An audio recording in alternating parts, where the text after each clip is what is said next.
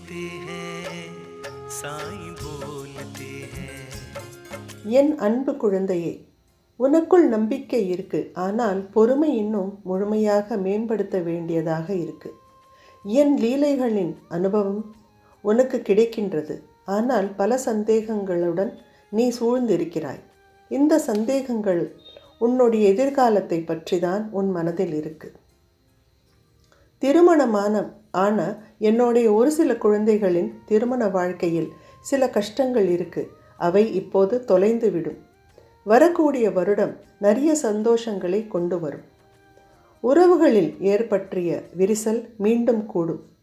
மேலும் இதனால் வரையில் உன் வாழ்க்கையில் உனக்கு தொல்லை கொடுத்து கொண்டு இருந்தவர்கள் உன்னை விட்டு விலகி போவார்கள். உனக்கெனவே நான் புதிதாக கதவுகள் திறப்பேன். மகிழ்ச்சியுடன் இரு.